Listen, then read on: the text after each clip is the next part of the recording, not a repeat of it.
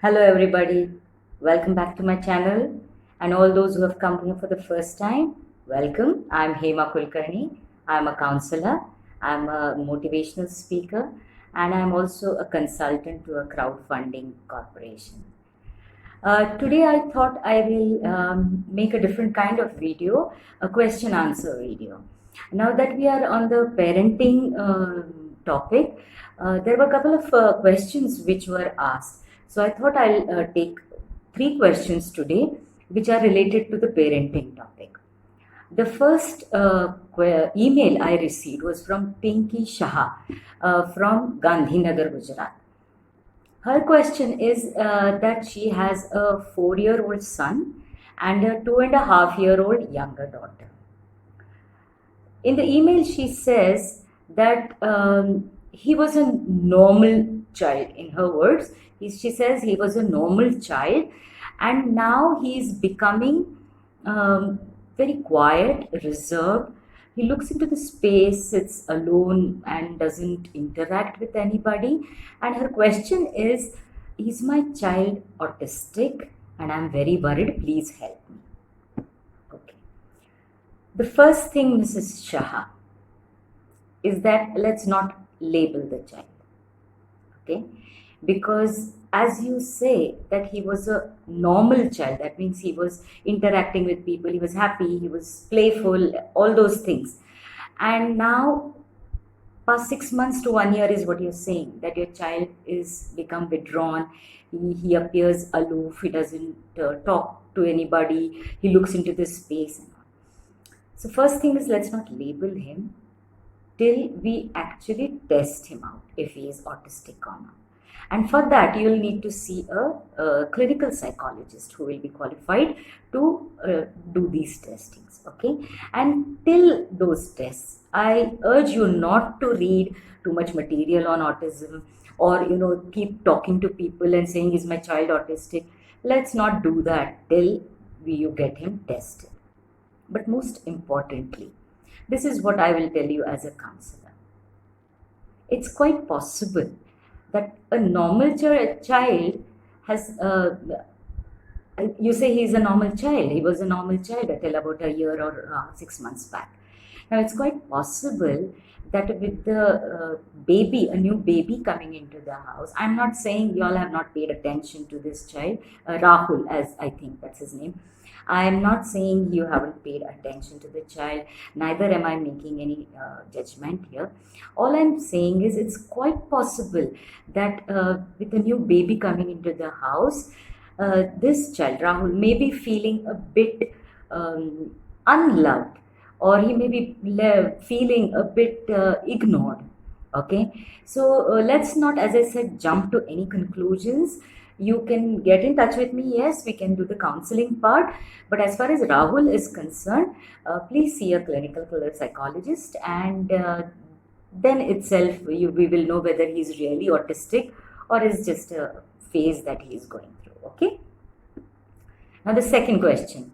This is by Mrs. Talreja. Mrs. Talreja from Pune. Yeah. So Mrs. Talreja, she has 2 children. The elder daughter is 19 years old and going about her college life and all very fine. She's worried about a younger son who's 13 years old. And she's worried because she caught him drinking whiskey from her husband's bottles. Okay, now she's really worried. Mrs. Talreja, yes, it is. I can understand why you are panicking, why you're getting worried. We can definitely work on that. The first thing is you need to be, as a parent, you need to be very careful about the things lying about in the house.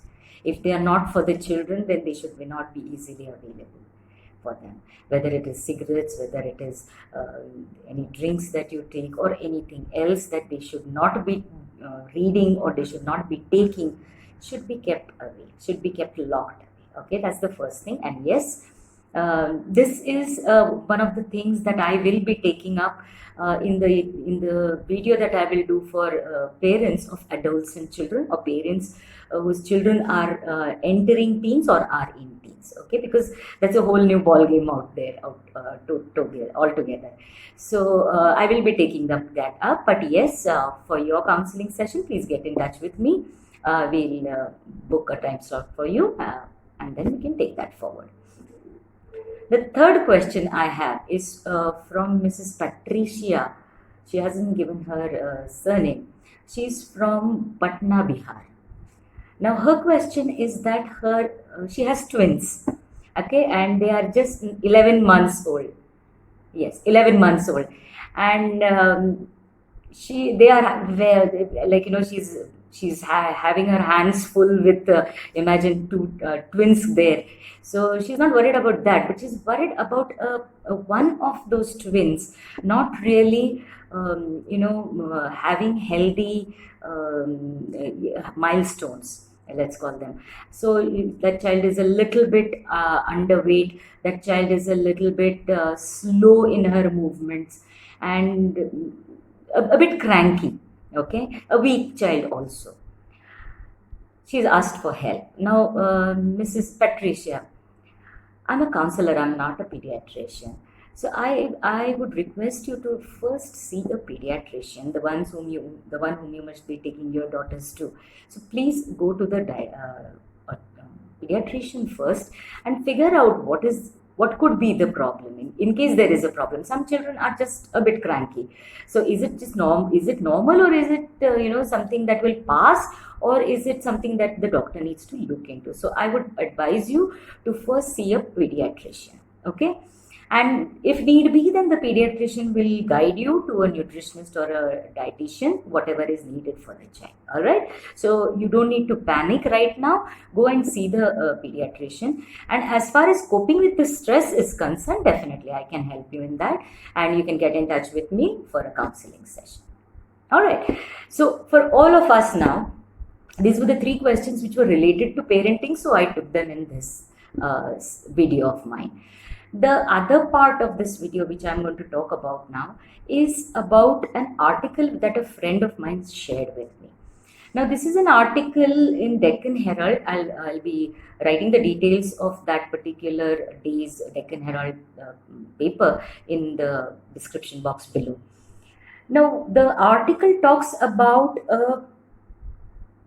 some parents complaining to the school about the quality of online teaching, and some of them even going to the extent of saying that we will not pay the school fees, and some saying what atrocious teachers you have employed, and one of them goes to the extent of saying, oh, she mispronounces this word, and horrible English and all that. Okay. Now when this article was shared with me by my friend, and we got a little talking about it, obviously, because we come from the education field, that we obviously felt a little bit strongly for what the teacher must be facing here. But I'm not here to take the teacher's side today. I'm here to show a complete middle path that both the parents and the teachers should be taking now. Because the given is that in these circumstances, in this pandemic, the online classes may continue for days, weeks, months, who knows, for a year maybe. So this is a given. This is the way it is going to be, and we have to accept it. Now, whether you're a teacher or whether you're a parent, you need to accept that first and foremost. Now, as far as the teacher is concerned, as I said, I'm not here to take any sides. I'm just here to bring both the parties to an understanding that we have to cope with this now in the best way possible. Okay. So now, as far as the teacher is concerned, all these teachers, they are all trained in a physical environment. They are taught how to teach or how to help children learn in a physical environment, where she's able to use her, she's able to walk around, she's able to go close to a child, look into his eyes, and question him and interact with the children on a very physical and personal level. That is not possible in an online teaching. Okay, there are some drawbacks to this online teaching. Now, this teacher who is not been trained in this kind of technology is going to be finding it a little difficult. She may be a very good teacher, but she's maybe struggling with using this technology and being limited, because she may have her lesson plans and she may have decided how to teach and what to teach, but she may not be able to break this barrier of online teaching and do the best that she normally must be doing. Okay, now that is one thing that is for the parents to understand, that the teacher is trying to cope with this fact now, that this is how she has to teach, and not all subjects are can be taught very comfortably and properly through this online teaching. So she's struggling, she's trying to be technology savvy, so just give her a little time, just give her a little breathing space to get adjusted to this new technology and to use it comfortably so that she can do the best for your child. All right, and this is what the parents also need to do here, is to just give the teacher a break. And if there is something that you feel is going astray and the teacher is just not able to do it properly, or she's very stern, or whatever that issues that you have, then you need to bring it to the teacher's notice after the session is over, and do it in a very cordial and nice manner, because both you as a parent and both she as a teacher wish that the child gets the maximum and benefit out of this. Okay, so a common ground is necessary, and where both the parties need to be a little accommodating and try and help each other come through this phase. The second thing the teacher should be doing is, yes, we understand that you have not been taught this, the use of this technology as a part of your training. But now that you're faced with it, I urge teachers to take this on as a challenge, and to learn a new skill, and how do you do this is to do a little bit of research on how to make online teaching effective. There are thousands of articles on the web, there are a lot of videos on the web, so you need to do a little bit of research regarding your subject and how to make it more effective, informative, and enjoyable for the children. So if you do this basic research and then bring your skills to this platform, I'm sure no parent will have any critical things to say about you, and you feel that they are criticizing. And the parents here, you can bring some articles or some details that you find to the teacher's notice, which will help the teacher give a better performance, teach in a better way.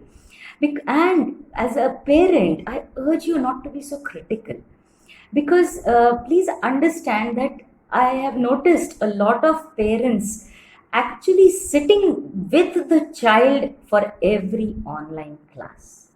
Now, this is an added pressure on the teacher, because she may not see you, but she knows that you are there around. And the best of us, the most confident of us, do tend to make mistakes when we are constantly under observation like that. And especially when you comment about a teacher mispronouncing some word, or her English is not too proper.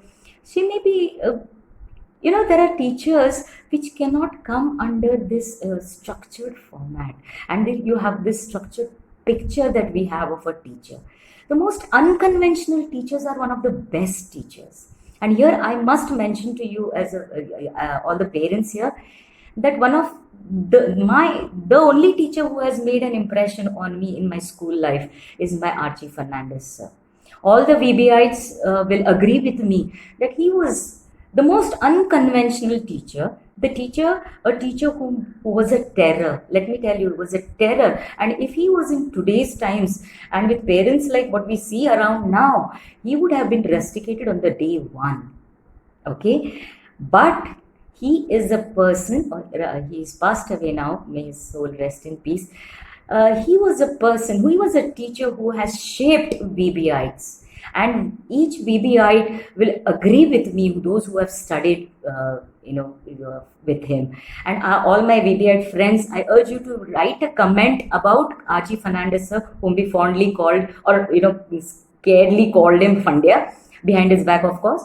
And please write your comment in the comment section so that everybody will know what I'm talking about. So parents, as I was telling you about this Archie Fernandez Fundya for us, was a terror. The boys got it left, right, and center from him. Okay, literal thrashings. But we loved him like anything. He taught us not just the subject maths, but he taught us so much more, which has made us into strong human beings today, and kind human beings too. And we owe this to Archie Fernandez, sir. So please don't be so restrictive about and so critical about the teachers who are trying their best to adjust to this new kind of a technology that they are faced with. Okay, so as parents, please be mindful about that. And teachers, one last thing before I end this session is that you need to face, as I said this earlier, take this up as a challenge, do your research, and come prepared with, handling, giving your best to the child, because that is your main priority. And don't take their comments and criticism to heart, because let me tell you, a friend of mine sent me a very beautiful comment about my last video about parenting, and in a very sweet way, she brought it to my notice that I had mispronounced the word epitome. The real pronunciation should be epitome, and I had said it as epitome. Fine, I take it as a learning. I'm not upset with my friend at all. I'm thankful to her for bringing this to my notice. It's something new that I learned. I didn't know that that was the pronunciation, but now I know it is epitome. So if you take it in a positive way, it will only benefit you. And teachers, you should look at it as a learning experience for yourself also. So I urge both the teachers and the parents to not look at each other in as if you're like enemies and how to face them every day. Please don't do that. You do the best that you can. If there is something new to learn, do it. If there is something beautiful that you can make out of a online session, fantastic. And as a parent, if you are able to give the teacher the kind of confidence that she requires, she will blossom and she will teach your child in a much better way. So let's all do this together, because we are in this situation right now. Okay, I thank you all for listening so carefully and for watching all my videos. I want to end my session today by introducing one of the subscribers to you. This is a subscriber whose comment you will find beneath each of my video. If you go and see all my videos, this person there, this subscriber, has written a beautiful comment, definitely, and in the flair that she has. I'm talking about Gauri Bhade, okay, a very talented copyright by profession. And the most important thing I want to share with you is not just her flair for words, which I just find it very amazing, and she's just too good with words. But the most important thing, according to me, is that she's a shaira, okay? She pens beautiful nazms and ghazals. So Gauri, thank you so much for all your comments and for your appreciation and encouragement and support to me. But I also urge you one thing, and this is something that you have to do. When you write your comment below today's video, I want you to post one of your nazms there, because the other subscribers can read them too. Okay, thank you, Gauri, for being there in my life for over 25 years now, and I look forward to your contribution into the new project that we have. And yes, viewers, I'm working on a new project right now, and I'll be announcing it very soon. Gauri is helping me do the written part. That's her forte. Okay, so all of you, thank you so much for being a part of my life, for watching my videos, commenting, sending me emails. Yes, I am doing the counseling sessions, so you're welcome to contact me on the emails or on WhatsApp. My details are given in the description below the video. Okay, thank you so much, all of you. Once again, stay home, stay safe. God bless.